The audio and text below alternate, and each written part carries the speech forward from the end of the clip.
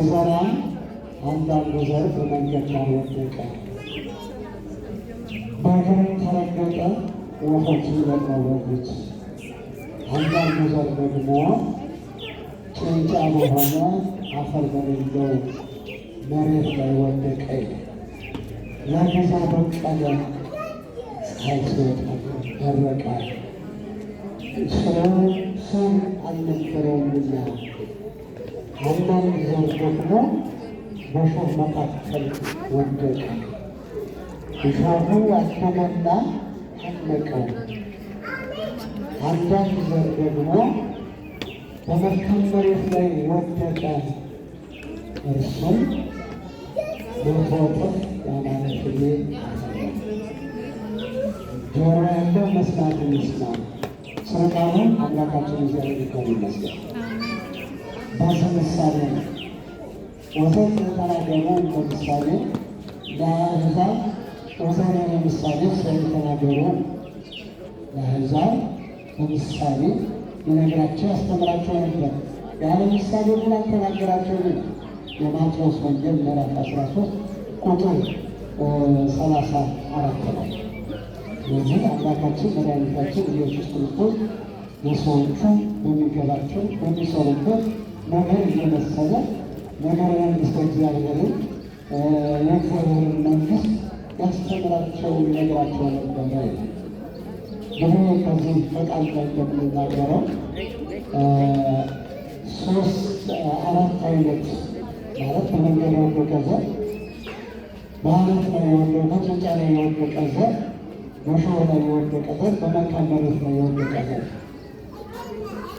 እንግዲህ በዚህ በማቴዎስ ወንጌል ላይ ይህንኑ ቃል ሲያብራራ ምን ይላል? ወገን አይደኒ ያለ እርሻው ዓለም ነው ይላል። አዳሚ በማደሪያው መጥራት የተለመደ ነው። ዓለም ብሎ ሰዎችን ይጠራል። የምንኖርባት ዓለም እና እንስሳትን አራዊትን የምንኖርባት ምድር ናት። ዓለም ትባላለች። ስንጠቀለል ሁላችን ተጠቅመን ስንጠራ ማለት ነው እና እኛን በምንጠራ በማደሪያችን በዓለም ጠራ። ዓለም የተባለ የሰው ዘር ነው፣ የሰው ልጅ ነው። እንግዲህ በመንገድ ላይ የወደቀው ዘር ያለ ፍሬ ቀርቷል፣ ሳያፈራ ቀርቷል። ለምን? ሰዎችን መግሩን ተረገጠ፣ የሰማይ ወፎችን መጠረቀ። አሳዛኝ በዚህ ላይ የተመሰለው ሕይወት አሳዛኝ ሕይወት ነው።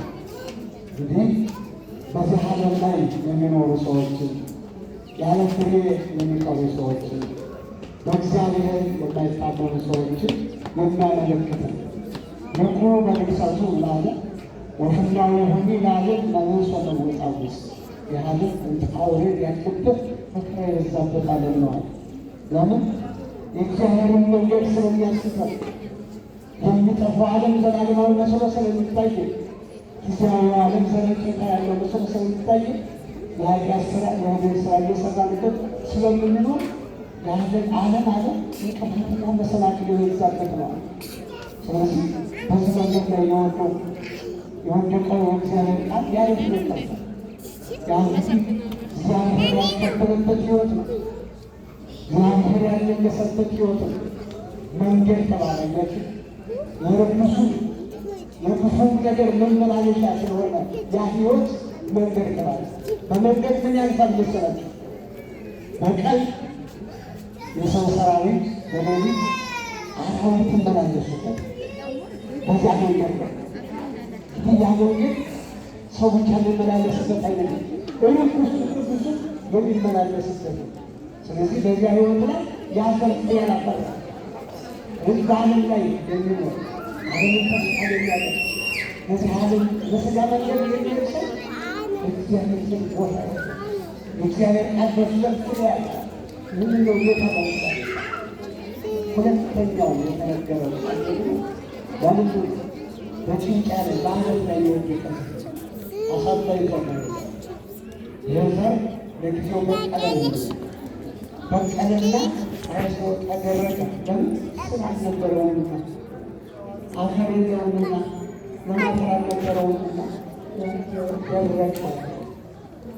ለጊዜው ይላል ለጊዜው እውነት የሚቀበሉ ሰዎች ናቸው። ነገር ግን የእምነት ስር መሰረት የላቸው። በእምነት የታነጹ ሰዎች አሉ ስላልሆኑ ችግር በመጣ ጊዜ ወዲያውኑ ካዱ፣ ከእግዚአብሔር መንግስት ውጭ ሆኑ። እግዚአብሔር ሁላችን ከዚህ ሰዎች የዛሬው ትምህርት ሲቀጥል ይላል በእሾህ መካከል ሶስተኛው ዘር በእሾህ መካከል የወደቀ ዘር በቀለ። ነገር ግን ከበቀለ በኋላ ፍሬ እንዳያፈራ እሾህ አነቀና ያዘው። በቂ የፀሐይ ብርሃንም እንዳያገኝ ሆነና ያለ ፍሬ ቀረ። ይሄ ለጊዜው ይላል ያመኑ ሰዎች ናቸው። ነገር ግን የዚህ ዓለም ተድላ ደስታ፣ የዚህ ዓለም ሀብት ንብረት በከንቱ አንቆ ስላስቀራቸው ያለ ፍሬ ቀርተዋል። ሁላችንም አምላካችን እግዚአብሔር ከዚህ ሰዎች ፍሬ እንድናፈራ ያድርገን። አምላካችን አያችሁ፣ በተድላ በደስታ ይኖር ነበር አለ ሰው። እግዚአብሔር ግን በሱ ውስጥ አልነበር። የእግዚአብሔር ቃል በሱ ውስጥ አልነበር እና ያለ ፍሬ ቀረ። አራተኛውና የመጨረሻው በሌላና ወንዝ ወርቀው ሰምድር ሰማይ በመልካሟ ምድር ላይ የወደቀ ዘር በቀለ፣ ፍሬና ፈራ፣ መቶ እጥፍ ሰጠ።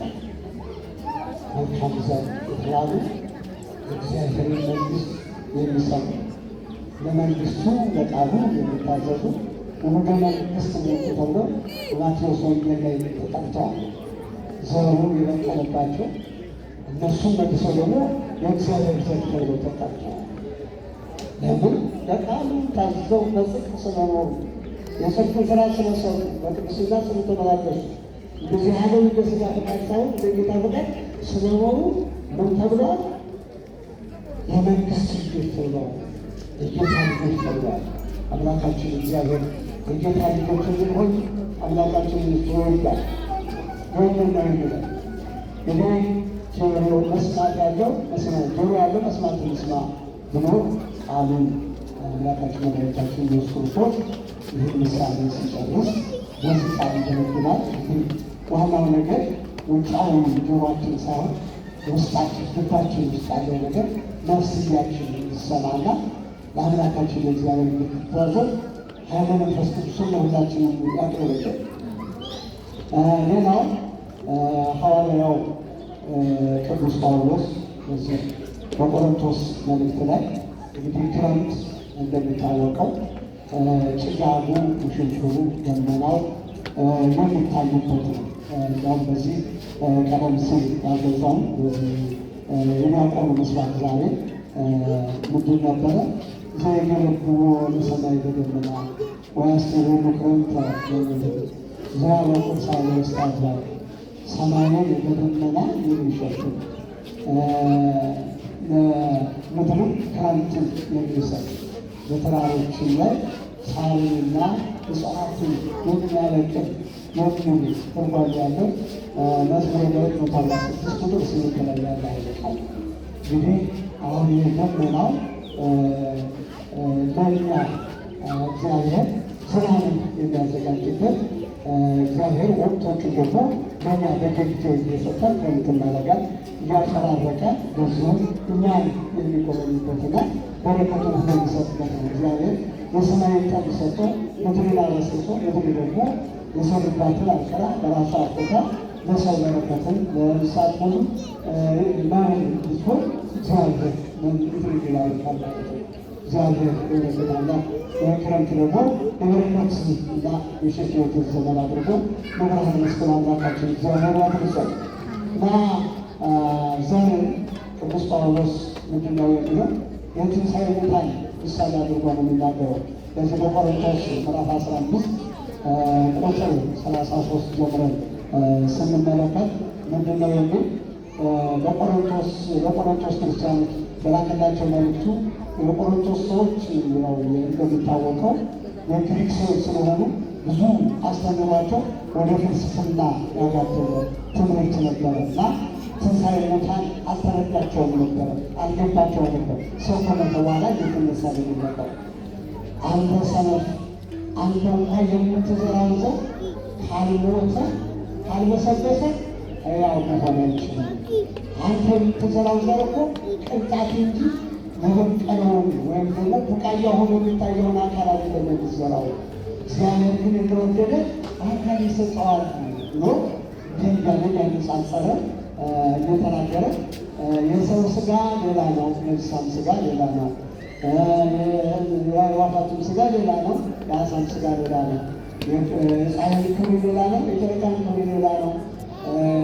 ከኮከብ ክብሩ ይገኛል ካለ በኋላ ከማሁ ተንሥኡ ለሙታን ከሙታን መነሳትን እንዲሁ ብሎ ከዘር ጋራ መስሎ ትንሣኤ ሙታን እያስረዳል ቅዱስ ጳውሎስ ብሎላል። ይዘራ በዘይናስ ወይነሳ በዘይናስ እንግዲህ የመበሰበስ አካል ይዘራል፣ የማይበሰብስ ሆኖ ግን ይነሳል።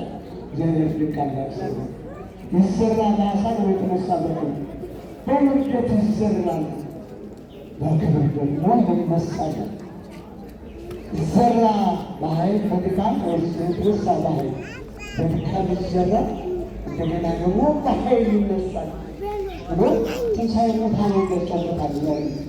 ምክንያት አድርጎ ዘሩ የምንናገረው አለ ምክንያት አድርጎ ያው ክረምት ከገባ ዛሬ በቤተ ክርስቲያን አስተምህሮ በቤተ ክርስቲያን ወቅት 3ኛ ቀን ነው።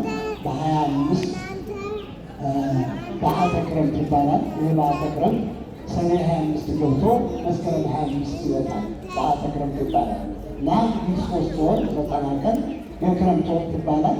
እግዚአብሔር ቤተክርስቲያኑ አምላካዊ እግዚአብሔርን የምታመልከው የክረምቱን ጉዳይ እግዚአብሔር ለእንስሳቱ ለሰው ጠል መስጠቱ ሰማይን ለምድር ጠል ሰጡ። ይህም ደግሞ የዘሩባትን